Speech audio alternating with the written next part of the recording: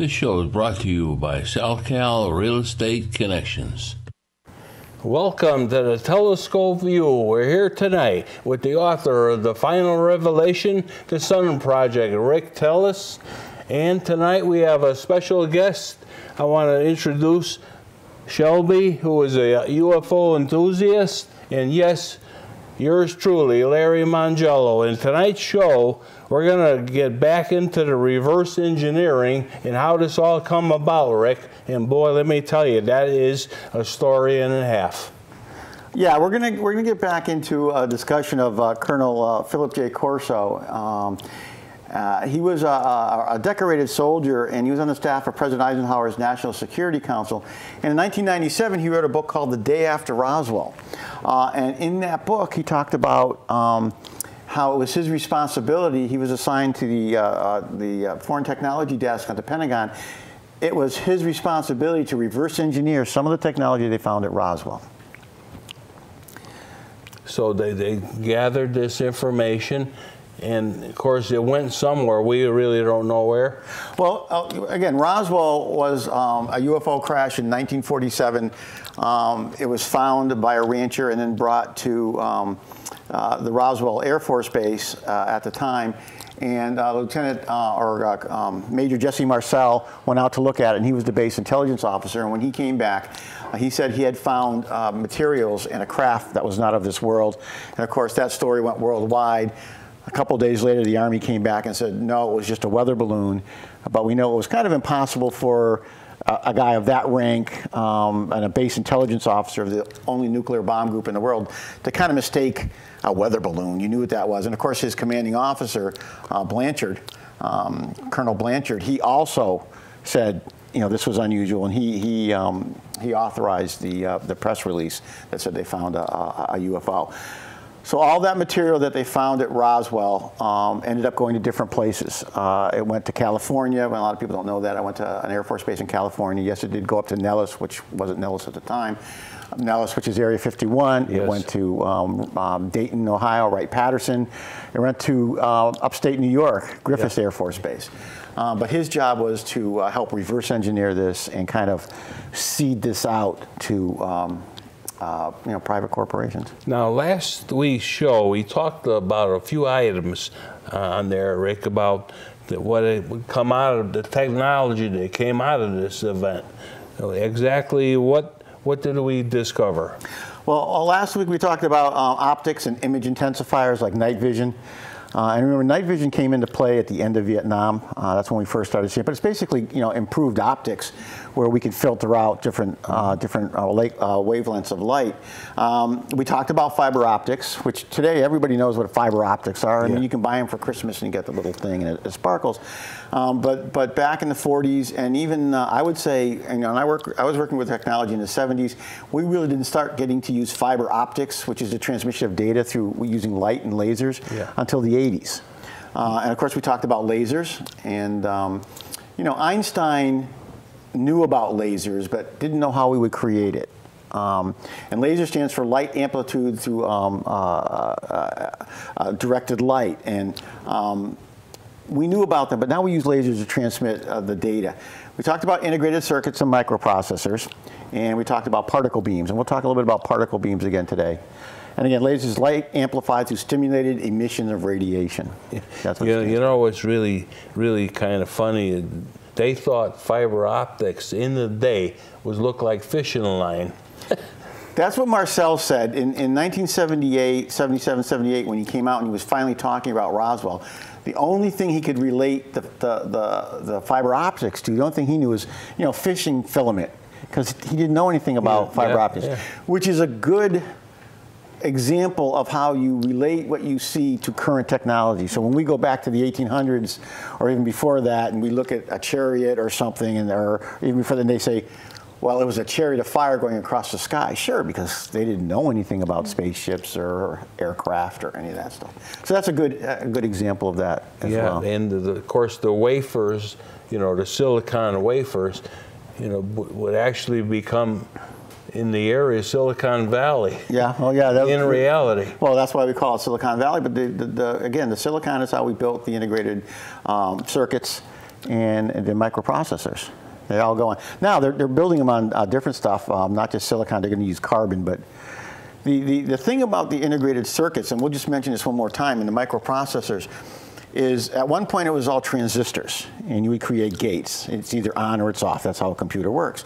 And those would be kind of mechanical, but not, because they were electronic. And you would have, 300-400 gates on one of these processors.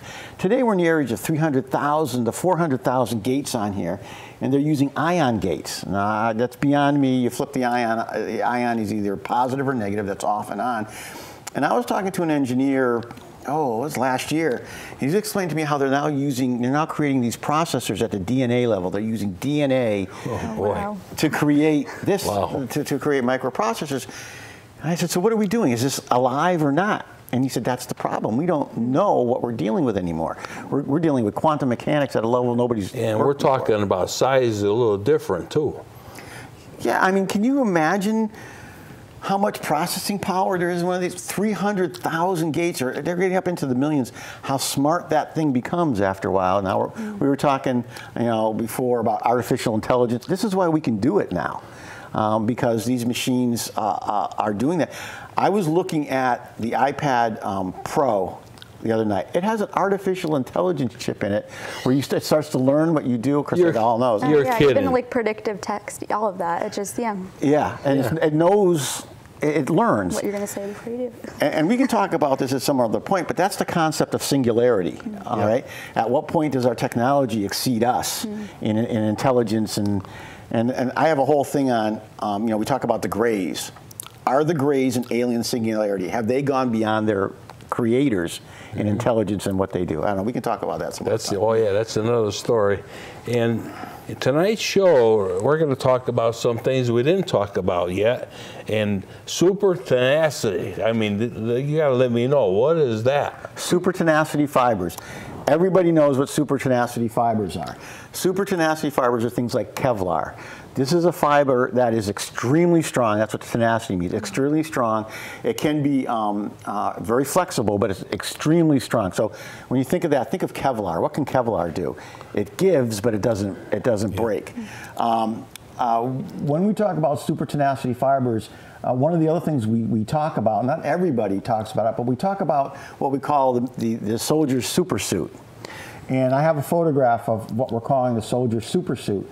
This is not future or fantasy. If you look in the back, you can see in the picture, it says U.S. Army Natick, or Natick, or whatever, Natick is, Massachusetts, whatever, Natick Soldier Center. And that's an image from there, and you can see the soldier of the past is actually the one in the camouflage uniform. The one in black is the soldier of the future. And the super tenacity fibers do a couple of things. First of all, there's Kevlar on him, so the bullets should not harm him, even though we still know rifle shots could hurt. But not only that, but the fibers give him, they would say, 10 times the strength of a normal human being. Oh, wow. Wow. So he can march longer, he can climb faster, he can do everything he needs to do. Plus the fact that, and we're going to talk a little bit about this as we move in, there are biological controls built into the fibers, so the body can tell the fibers, can tell the suit what's going on, and the suit can tell command center or whatever what's happening. If the soldier's hurt, if the soldier's getting tired. And at some point the soldier will be able to communicate just by thinking in this helmet what they need to do. The communications will come right from the helmet. Wow. And these are super tenacity fibers. We know them as Kevlar. The stealth skin that is on the stealth is a woven type of super tenacity fiber. How much you can't really get into. And then things like the reflective suits. So in Roswell, where did this come from? Where did they get this out of Roswell? And do you remember what it was, where they got it from? The super tenacity fibers, where they found those? Yeah, it was on one of the bees. On one of the biologically engineered entities, these creatures, they found this thing. Now at first, and when Corso talked about it, they believed it was like a spacesuit. But it was woven right onto them. In fact, it was more than a spacesuit. It was their outer skin woven right onto them, so it would protect them. But we learned when they took it off, they also found an underlayer, which was more of a organic creation. But that's where they came up with first seeing this, what they call these now called super tenacity fibers. Well, when you think about a spacecraft going through interstellar travel, there's real great pressures on your body. And they did this probably to survive. And then well, we know they were built to survive. Just their very structure, the way they were built, the large heads to cushion the brains, the computer, the narrow bodies for, you know, to withstand different types of gravities. So yeah, it was, I mean, when you think about it, it's pretty smart. It's the same thing, the way we build things. Yeah. Just, you know, 100, 200, 300 years in the future, maybe. Yeah, I mean, that was a great find. Of course, stealth, I mean, unbelievable. I mean, and you cannot tell a spaceship in the sky. Well, and in the book, we talk about, you know, these men that I talked to, military and intelligence people, they said that supposedly, this is what they were told and what they saw, is that extraterrestrial craft have absolute invisibility. We just can't see it, you know, unless something goes wrong, and stuff does go wrong for them. And people say, oh, that's crazy, oh, that's crazy. Well, for a number of years, first of all, we've had virtual invisibility, which is stealth, because it's based on the electronics. And they have suits that are virtually, a soldier can walk by somebody and they won't see him electronically. They can't catch him on radar or sonar or any of that stuff, or infrared or any of that. Today, we do have actual invisible aircraft. The aircraft is invisible. It's just a matter of playing with light. How they do it, I don't know. We do actually have that. So the rule of thumb is usually, if you've heard about it, it's old. Okay, and the stuff that's out there is, I had one guy tell me, you can't even imagine anymore. And he knows how wild my imagination is. And it's not only limited to air. I mean, they do this with submarines too. They want to do this with ships because ships are a big target. I mean, they stick out of the water.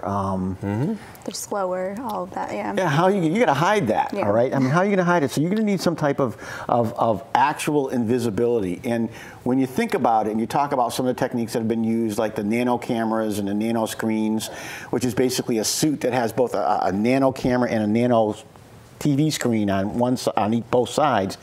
So when you look at me, the screen, the camera in the back is projecting what it sees on the screen in the front, and the screen in the back is getting what's projected from the cameras in the front, and they're, you know, so tiny. So you look invisible. You look invisible.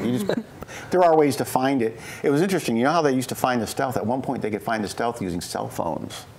3 cell phones. Yeah, the stealth, because you would kind of coordinate the cell phones, and the cell system would be able to tell where it is. Wow. But that's been changed. That doesn't happen anymore. So tell me, what else, Rick, did they find there that we didn't really talk about yet? Molecular alignment metal alloys. Okay, so we're all good on that? That's a tough one. I mean, we know we have new metal alloys, and you put things together, and titanium and stuff are super strong and super thin. When they talk about that, they're talking about memory metals, which in Roswell, the big story was that Marcel brought home a piece of metal, and his son handled it, and other people handled it, and he could crumple it up, and it opened back out flat with no wrinkles. And they hit it with hammers and things, and it didn't dent it. It would always come back to the way it was. People said, impossible. That's a story. It's impossible. Well, we have those today. We have memory metals, not like xenoarchaeology. No, memory metals. And mylar is kind of a form of that. You know how you can crumble mylar, but it kind of comes back. It always goes back to its form. So we have these memory metals that will always retain their shape no matter what you do to them, which you can see has military implications. Something gets dented, it comes back. Carbon nanotubes, which has actually been around, has been part of nature for thousands of years. We just don't understand what they are. And this is a picture of kind of a representation of what a carbon nanotube is.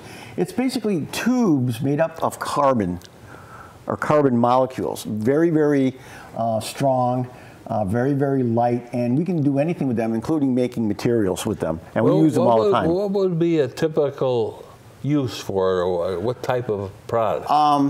Different type of, any type of material that you'd want to be very hard, but a little bit flexible, but very hard. We use carbon nanotubes to make carbon fiber wings for airplanes, things like that. You can use them for that. Almost anywhere where you want something that's light because it's tubular, it would be very light because it has a certain air quality or air in it. So we would use these carbon nanotubes. Composite ceramics. These are ceramics that are composites, and they can take a great deal of heat. Anything come to mind where we might have used ceramics because it got very, very hot? Well, the rocket, I'm sure the rocket engine. Space shuttle. Yeah. The bottom of the space shuttle, right. those are all ceramic. Those are ceramic tiles. Tiles. And they were composite. You know how hot that gets? I mean, that thing looks like a ball of fire coming through the air. So composite ceramics, all different types of ceramics you get. In some of the body armor that soldiers wear, you'll have a ceramic plate. That's composite ceramics as well. So they're made up of a number of different things. Very hard. They can sometimes be flexible, but they tend to be impervious to a lot of damage. So all these things we learned by material coming off the spacecraft that supposedly didn't exist. Now, some people are going to say, well, you know, things like microprocessors and integrated circuits were already being developed. Yeah, they were by people like Motorola, General Electric was doing it, but they had hit a wall and they didn't know where to go. And you know, we've heard of the industrial age, and then all of a sudden you get to the late 70s, and it really is, all of a sudden you hit the information age, and how fast everything moves. Every 18 months there's new electronic technology, and I would say probably sooner than that now. I mean, how fast they come out with a new iPhone every year. Every year, right? So it just took off, and some of the integrated circuits, we had some big advancements made by the Air Force, of all people. So it's kind of interesting. Maybe yes, maybe no. You know, you keep getting back to, I was looking up some other stuff the other day, and every time I turn around, a different person is talking about Werner von Braun, the rocket scientist from Germany, and how every time they asked him, how did he get ahead, he kept saying, well, we had help. We had help. I had help from these people. And I think what he meant is he had information. I don't know anybody who sat there with a wrench and helped him. What's really interesting, too, is these items went to places sometimes you would never think they would go. They were private industry, and they were partnering up. Private industry, colleges, universities, you know, Corsa will go out and say, hey, we've got this kind of idea. Take a look at this. What can you do with it? And they'd go with it. And these places could be anyway. Like I said, you know, the old Griffiths Air Force Base in upstate New York, they did a lot there. I mentioned last week some of the people that I worked with when we were doing cyber stuff. We had one office in Stanford and one office at Cambridge, and nobody in a million years, it was an office park, would have known what we were doing in there. Yeah, I mean, you had no idea what was going on in there. Right.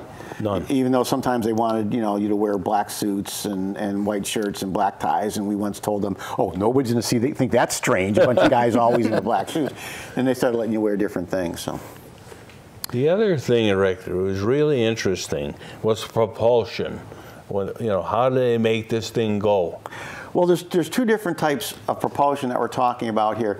The one that they believe, and they still believe, is the secret to space travel is electromagnetic fields, or electromagnetic field propulsion. Electromagnetic fields are everywhere. There's an electromagnetic field around the Earth. These fields we now know propagate throughout space. I don't think the term is radiate. I think it's propagate, but they can move through space. And with them, there are gravity waves, all right? And for many years, we didn't believe that you know, gravity waves existed. It's not part of Newtonian law. He believed that gravity was a field, not a wave. And that's right. Einstein believed it was a field, but couldn't prove it, and we didn't prove it until a couple of years ago. But they believed that if you could control these electromagnetic fields, no matter how subtle, that you could use them for propulsion. Well, you know, you get pulled this way, you get pulled that way, you put a damper on it.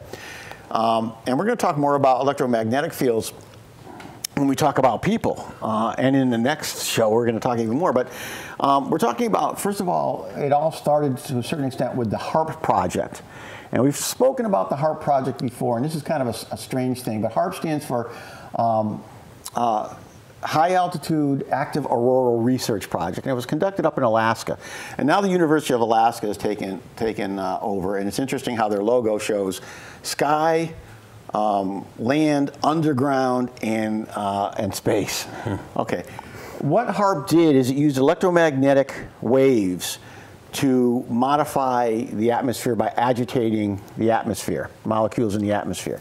And as a result, they learned that what they could do with that is, one, is they could control the weather. Okay? And they could also, it could also affect the way people think. It could also be used for communication. So we had HARP, and there's a patent out there. Go out and look up the patent for HARP, and you'll find it, and you'll see all this stuff in it. We also have a picture here of an electromagnetic engine using electromagnetic fields. And this is actually from a patent, May 4th, 1993, from Northrop Grumman. So they were already working about that, working with that in 1993, and we believe that this is the way the spacecraft fly. Another part of that, we're just going to mention this real quick, is there was a whole project called Project Horizon that they got an idea from Roswell for, to create a base on the moon. And there's a huge paper on this, and you can look it up. It's been recently declassified, Freedom of Information Act, and they're going to create a moon base. But as part of all this, they were talking about what other ways can we drive things, propulsion. And they started talking about a thing called ion propulsion drive. And we use it for satellites, and it can create great speed. And ion propulsion is actually shooting a bunch of stimulated ions out the back of an engine like you would in a jet, the thrust, the exhaust that you get. And our Dawn spacecraft, which went to look at Vesta and Ceres, which is two dwarf planets within the asteroid belt. Actually, Vesta is more of an asteroid. The Dawn spacecraft used that. It had 48,000 hours of thrust. You can see that here. It took 69,000 images, and it went 3.5 billion miles using an ion engine. Wow. That's just one. Another one is this one called Deep Space One, which is the one, you probably heard about this a couple years ago, went out, circled a comet, and then rode in the comet's trail so it could see and gather the dust from the comet. Pretty fast. You have to get there. So these ion engines work. Now, probably the most interesting part of the ion engine is this photograph. This is called the Mars engine, X3. NASA recently fired this thing up. It's real. They recently fired up, and they found they had like 100,000 times more power than they could get out of anything else that they had before. There's a couple other things that they mentioned. Irradiated food, which we ended up using for pest control. We irradiated food as a preservative for foods, but also microwaves. Is basically irradiation. That's electromagnetic fields are irradiating food to warm it up. Where did that come from? And it warms from the inside out. So you know, if you put your hand in there, the bones are going to start. That's like radar. The one I want to talk about, though, before we go is what we call biological controls. Because apparently on these creatures, they found a headband. And they believe that headband let the creatures communicate directly with the ship. And we've talked about these ships before, how they're basically living creatures. Biological controls, are they for real? Yes, they are for real. Now, 20 years ago, we were talking about this before. 1970, no, you're absolutely crazy. 1990, you're somewhat crazy. Today, you're still a little crazy, but they're real. DARPA, Defense Advanced Research Project Agency, has one called a radio bio project. And what they believe is that our cells communicate using electromagnetic fields, because our whole body's electromagnetic field.